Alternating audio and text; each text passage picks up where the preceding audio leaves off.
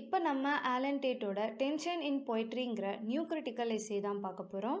இந்த எஸ்ஸேல டேட் என்ன சொல்ல வராருன்னா, ஒரு போயம் நல்லா இருக்கு நல்லா இல்லைன்னு அதோட குவாலிட்டியை பேஸ் பண்ணி தான் சொல்லுவோம். அந்த பொய்டிக் குவாலிட்டியை தான் டேட் டென்ஷன் அப்படின்னு சொல்கிறாரு. ஒரு போயம் எந்த அளவுக்கு மீனிங்கை கரெக்டாக கன்வே பண்ணுதோ அந்த அளவுக்கு குவாலிட்டி நல்லா இருக்கும். இந்த டென்ஷனை பேஸ் பண்ணி தான் போயமை எவாலுவேட் பண்ணணும் அப்படின்னு டேட் இந்த எஸ்ஸேல 3 செக்ஷனாக டிவைட் பண்ணி எக்ஸ்பிளைன் பண்ணுறாரு. செக்ஷன் 1ல் பொயட்ரி ரைட்டிங்கில் இருக்கிற ஃபேலசிஸை பற்றி சொல்கிறாரு. ஃபேலசி அப்படின்னா தவறான கருத்துக்கள் அப்படின்னு அர்த்தம். பொயட்ரியில் இப்படி தான் எழுதணும் அப்படின்னு இருக்கக்கூடிய தவறான கருத்துக்களை பற்றி பேசுகிறாரு. அதிகப்படியான மக்களுக்கு கன்வே ஆகும்னா அவங்க எல்லாருக்கும் புரிகிற லாங்குவேஜில் தான் நம்ம எழுதணும். லாங்குவேஜ்னால் தமிழ், இங்கிலீஷ் அந்த மாதிரி அவர் மீன் பண்ணல. இங்கிலீஷாக இருந்தாலும் அதில் எல்லாருக்கும் புரிகிற மாதிரியான லாங்குவேஜை யூஸ் பண்ணி எழுதணும் அப்படின்னு சொல்கிறாரு. இதை தான் மாஸ் லாங்குவேஜ் அப்படின்னு சொல்கிறாரு, அதாவது லாங்குவேஜ் ஆஃப் பீப்புள். இந்த மாஸ் லாங்குவேஜோட பர்பஸே கம்யூனிகேட் பண்ணுறது தான். ஆனால் பொலிட்டிக்கல் பொய்ட்ரியில் கூட, அதாவது மக்களுக்கு ஜஸ்டிஸ்னு பொதுவான கருத்துக்களை பேசுகிற பொய்ட்ரியில் கூட மக்களுக்கு புரியாத மாதிரி இமேஜஸ் யூஸ் பண்ணுறாங்க.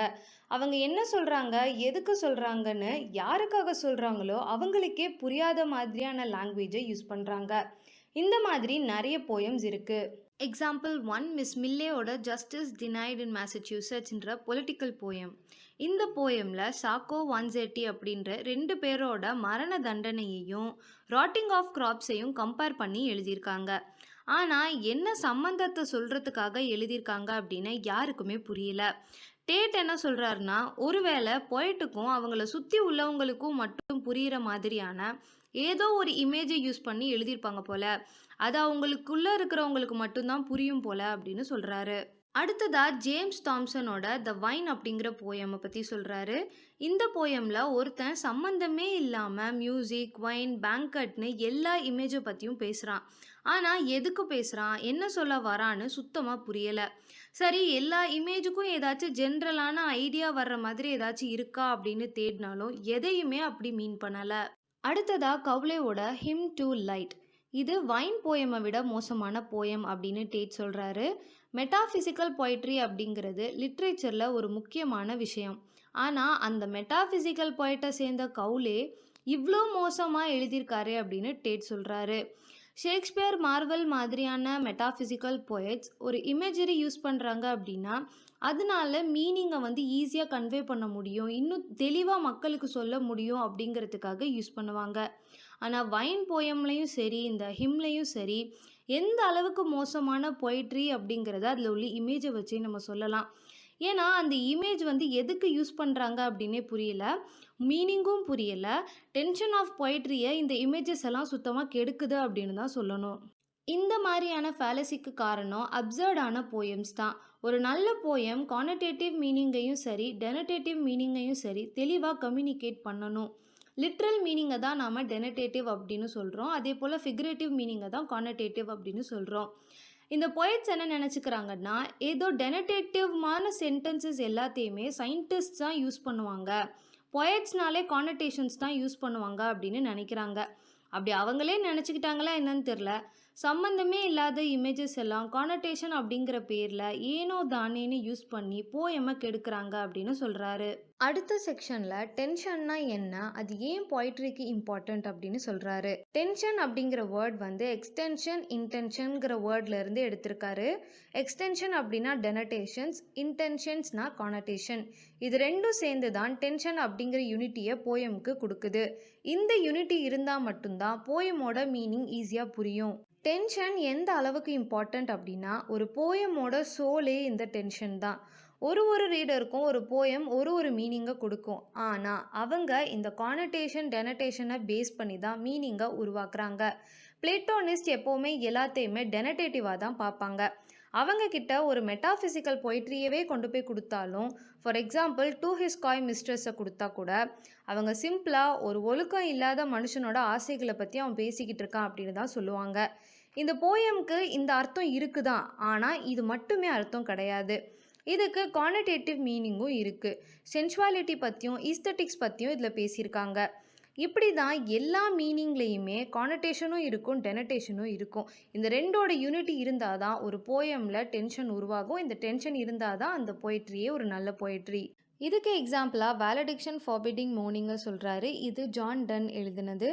இந்த போயமில் லவ்வர்ஸ் அவங்க 2 பேரோட சோலையும் ஒன்றா கோல்டு மாதிரி இணைச்சிக்க போகிறாங்க அப்படின்னு சொல்கிறாரு. இப்போது இந்த இடத்துல கோல்டு அப்படிங்கிற இமேஜ் வந்து அன்அவாய்டபிள் இமேஜாக இருக்குது. கோல்டு அப்படிங்கிறது இந்த உலகத்தில் கண்ணால் பார்க்குற ஒரு விஷயம். ஆனால் சோல் அப்படிங்கிறது கண்ணுக்கே தெரியாத ஒரு அப்ட்ராக்டான விஷயம். இந்த ரெண்டையுமே நம்ம வந்து கான்ட்ராஸ்ட் பண்ணி இந்த இடத்துல பார்க்குறோம். இப்படி தான் ஒரு கானடேஷனும் இருக்கும், டெனடேஷனும் இருக்கும் ஒரு போயமில். இந்த மாதிரியான இமேஜஸை ஷேக்ஸ்பியரும் நிறைய யூஸ் பண்ணியிருக்காரு, அதே போல் டன்னும் நிறைய யூஸ் பண்ணியிருக்காரு. டச் ஸ்டோன் மெத்தடுங்கிறத அர்னால்ட் இன்ட்ரடியூஸ் பண்ணார். ஒரு போயமை இன்னொரு போயமோட ஏதாச்சும் ஒரு விஷயத்துக்காக கம்பேர் பண்ணி அதை வச்சு எது பெஸ்ட்டு வேர்ஸ்ட் அப்படின்னு கேட்டகரைஸ் பண்ணுறதுக்கு தான் இந்த மெத்தடை யூஸ் பண்ணார். அப்படி கம்பேரிட்டிவ் அனலைஸ் பண்ணும்போது டென்ஷனை வந்து டச் ஸ்டோனாக, அதாவது இதை பேஸ் பண்ணி இது நல்ல போயமா கெட்ட போயமான்னு கம்பேர் பண்ணி படிக்கிறதுக்கு யூஸ் பண்ணணும் அப்படின்னு சொல்கிறாரு. எந்த போயமில் டென்ஷன் வந்து இருக்கோ அது வந்து நல்ல போயம் அப்படின்னும், எதில் இல்லையோ அது வேர்ஸ்ட் போயம் அப்படின்னும் நம்ம சொல்லலாம் அப்படின்னு சொல்கிறாரு. இப்படி அனலைஸ் பண்ணும்போது மெட்டாஃபிசிக்கல் போய்ட்ஸ் எல்லாருமே எக்ஸ்டென்சிவ் லைன்ஸ் யூஸ் பண்ணியிருக்கிறதாவும், சிம்போலிஸ்ட் எல்லாருமே இன்டென்சிவ் லைன்ஸ் யூஸ் பண்ணியிருக்கிறதாவும் இவர் கண்டுபிடிச்சிருக்காரு. ஆனால் 2 போயம்லேயுமே கானடேஷனும் இருக்கும், டெனடேஷனும் இருக்கும். ஆனால் ஒரு போயமில் ஒன்று டாமினண்ட்டாக இருக்கும், இன்னொரு போயமில் இன்னொன்று டாமினண்ட்டாக இருக்கும். அப்படி மெட்டாஃபிசிக்கலாக நல்லா இருக்கிறது வந்து பார்த்திங்கன்னா டன்னோட போயம், நல்லா இல்லாதது கவுலேயோட போயம். சிம்பலிஸ்டில் நல்லா இருக்கிற போயம் வந்து எதையுமே அவர் இங்கே மென்ஷன் பண்ணலை. ஆனால் நல்லா இல்லாத போயமாக தாம்சனோட போயமாக சொல்லியிருக்காரு. செக்ஷன் 3ல் டென்ஷனை பற்றி இன்னும் தெளிவாக சொல்ல தி டிவைன் காமெடியை எக்ஸாம்பிளாக சொல்கிறாரு. இன்ஃபர்னோவில் இருந்து ஒரு குறிப்பிட்ட 3 லைனை எடுத்து என்ன சொல்கிறாருன்னா, எப்படி கானடேட்டிவ் டெனடேட்டிவ் மீனிங் ரெண்டும் சேர்ந்து ஒரு போயம்க்கு டென்ஷனை க்ரியேட் பண்ணுது அப்படின்னு எக்ஸ்பிளைன் பண்ணுறாரு. இந்த கதையில் பாவ்லோ அண்ட் ஃப்ரான்சிஸ்கான்னு 2 பேரும் ஹெல்லில் இருக்காங்க. அவங்க 2 பேருமே லஸ்டோட காற்றுக்கு நடுவில் இருக்காங்க. இவங்கள டான்டே ஹெல்லோட இன்னர் சர்க்கிளில் பார்க்கும்போது அந்த ஃப்ரான்சிஸ்கா அப்படிங்கிற பொண்ணு அவள் நரகத்துக்கு வர்றதுக்கு முன்னாடி உலகத்தில் எப்படி இருந்தா அப்படின்னு சொல்ல ஆரம்பிக்கிறா. இதை சொல்லும்போது அவளை சுற்றிக்கிட்டு இருந்த அந்த காற்று வந்து அப்படியே நிற்கிது. ஆனால் அவள் என்ன சொல்கிறான்னா, இவ வந்து கடற்கரை ஓரமாக இருக்கிற ஒரு ஊரில் பிறந்தாலாம். அங்கே போ அப்படிங்கிற ரிவர் இருந்துச்சான். இந்த ரிவர் வந்து அமைதியாக சீயை நோக்கி போய்கிட்டே இருக்குமா. ஆனால் இந்த ரிவரை நோக்கி ஒரு தூரத்துலேருந்து ஒரு ஸ்ட்ரீம் வந்து துரத்திக்கிட்டு வந்துக்கிட்டே இருக்குமா. இதை அவள் சொல்லி முடிக்கிறா. இதுதான் அந்த 3 லைனை படித்தா நம்மளுக்கு கிடைக்கிற லிட்ரல் மீனிங். இதில் வந்து கானடேட்டிவ் மீனிங்கும் இருக்குது. அந்த பொண்ணு அவளோட ரியல் லைஃப்பை தானே இங்கே டிஸ்கிரைப் பண்ணுறா அப்படின்னு நம்ம சொல்லுவோம். ஆனால் இந்த லைனில் போ அப்படிங்கிறது ஃப்ரான்சிஸ்காவை தான் குறிப்பிடுது. இப்போது இந்த நரகத்தில் ஃப்ரான்சிஸ்காவாக இருக்கா. உலகத்தில் இவளை வந்து ஸ்ட்ரீம் துரத்துச்சு, இந்த இடத்துல லவ்வர்ஸ் துரத்துறாங்களாம். அதனால லஸ்ட்டில் மாட்டிக்கிட்டாலாம். இங்கே விண்டை லஸ்ட்டோட சிம்பிளாக யூஸ் பண்ணுறாங்க. எப்படி ரிவர் போய் சீல சேருதோ அது மாதிரி இந்த லவ்வர்ஸால் துரத்தப்பட்டு லஸ்ட்டில் மாட்டிக்கிட்டேன் அப்படின்னு டான்டே கிட்ட அவள் சொல்கிறா. இந்த விண்டோட இமேஜ் லஸ்ட்டை குறிக்குது.